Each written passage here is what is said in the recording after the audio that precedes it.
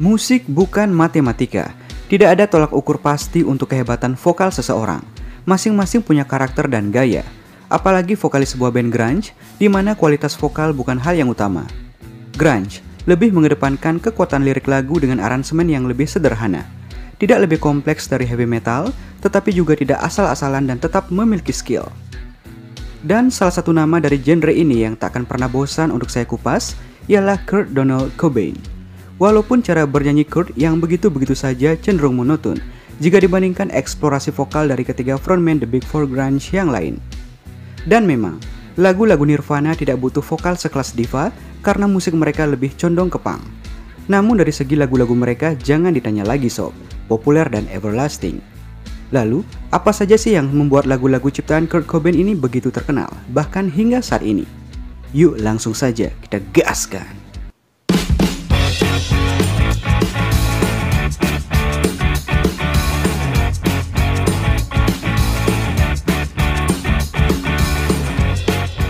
Lagu-lagu ciptaan Kurt Cobain lewat Nirvana memang mengandung semua formula yang dibutuhkan oleh lagu terkenal.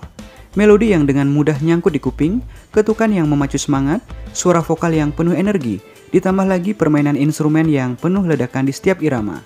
Intinya lagu-lagu Kurt itu seperti teriakan lantang yang membuat semua orang menoleh dan memperhatikan sehingga pada akhirnya pun jadi terkenal.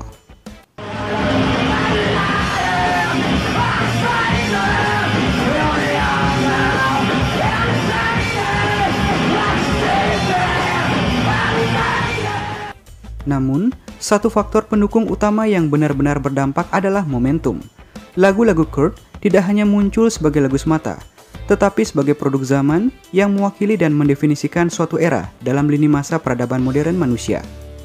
Nirvana adalah ikon bagi generasi X, dengan Kurt Cobain sebagai juru bicaranya, yang merefleksikan perasaan-perasaan seperti kegundahan, kemarahan, pemberontakan, kesuntukan yang kala itu dirasakan secara kolektif. Di saat generasi X membutuhkan sosok hero atau panutan yang sevisi dengan mereka, maka lahirlah Mr. Kurt Donald Cobain dan lagu-lagunya.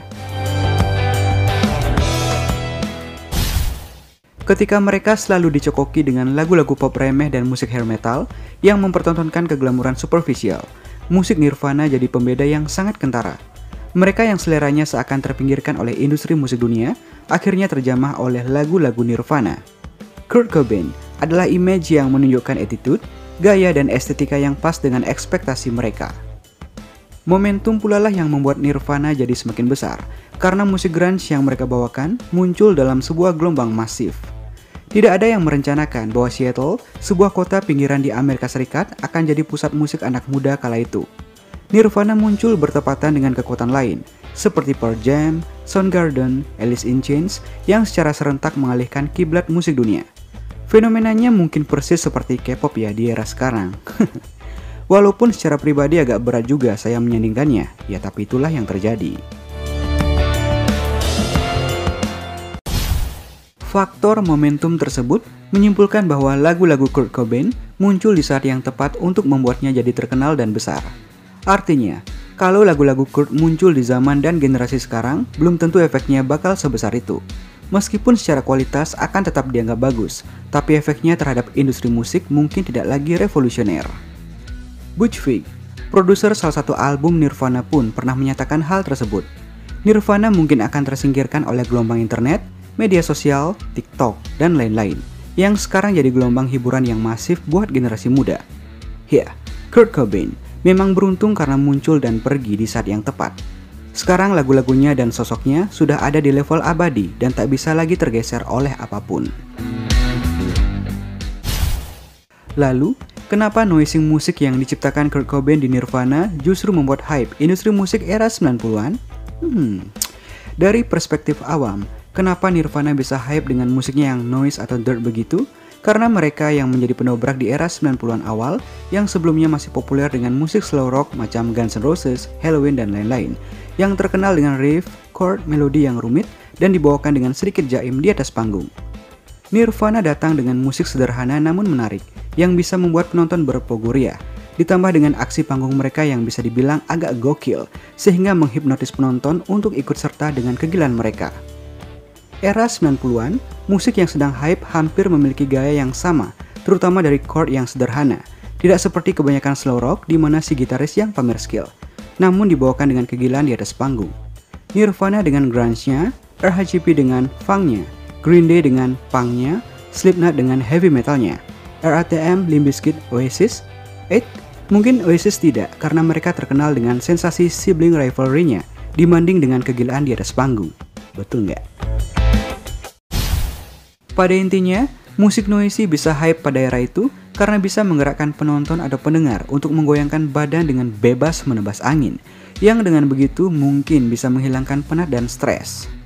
Ya, menilik lagi ke belakang, sebelum Nirvana hadir, skena musik rock dipenuhi band dengan dandanan celana kulit ketat, sepatu boot, rambut menggunakan hairspray, atau band dengan dandanan serba hitam. Musik-musik mereka pun tergolong sangat rapi dengan harmoni yang rumit antara drum, gitar, bass, dan keyboard. Lalu suatu hari di tahun 1989, muncul sebuah band dari Aberdeen, Washington yang berisi 3 orang anak muda urakan. Seorang pria kurus berambut pirang yang pendiam dan seorang pria jangkung yang tidak bisa diam, serta seorang lagi yang lumayan normal.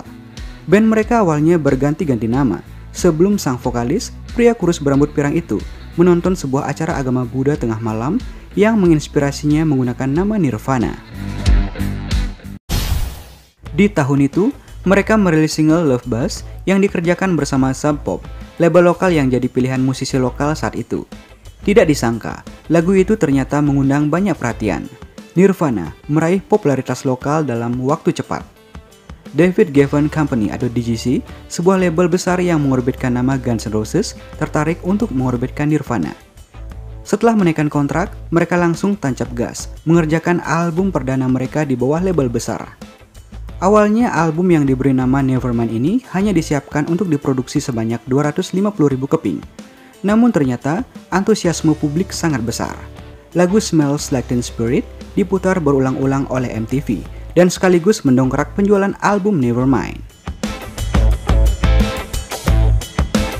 Januari 1992, album ini malah duduk di puncak top 40 Billboard, menggeser sang raja pop Michael Jackson. Nirvana melejit menjadi band baru yang merajai tangga musik, menjadi fenomena. Kenapa Nirvana bisa seperti itu? Padahal kalau dari sisi musikalitas, mereka jelas kalah dari band semacam Guns N' Roses, walau Kurt Cobain tidak bisa dibilang gitaris yang jelek. Dari sisi vokal pun, suara Kurt mirip seperti orang yang berteriak seenaknya, false, pitch control yang kurang bagus. Namun alasannya ternyata karena timing yang pas. Nirvana tampil dengan formasi yang berbeda dengan yang sedang hits masa itu. Mereka mengawinkan punk rock dan musik rock dengan chord yang lebih sederhana dan tidak mementingkan suara merdu. Secara tampilan pun, mereka tidak mengikuti pakem hitam-hitam, celana kulit ketat atau sepatu boots.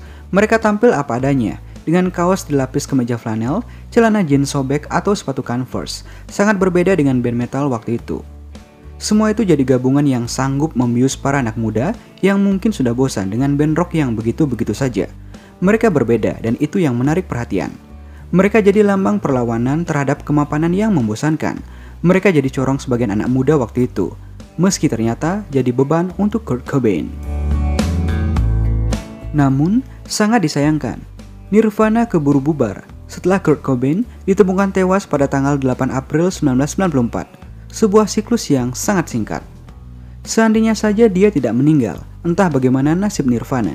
Mungkin akan tetap ada, tapi dengan popularitas yang tidak seperti dulu lagi bila mereka tidak mencoba mengubah arah musiknya, atau tetap berdiri dengan idealisme mereka. Entahlah. Ya, setiap era punya trennya masing-masing, dan Nirvana sukses berada di waktu yang tepat. Lalu gimana nih, menurut pendapat kalian guys? Apa saja alasan kenapa lagu-lagu Kurt Cobain bisa begitu terkenal? Jika ada tambahan atau sanggahan informasi dari apa yang sudah saya paparkan tadi, bisa banget ya share pendapat kamu di kolom komentar. Yuk kita saling berbagi referensi tanpa harus saling mencaci. Oke ya, ditunggu ya. Sekian, dan salam rock and roll.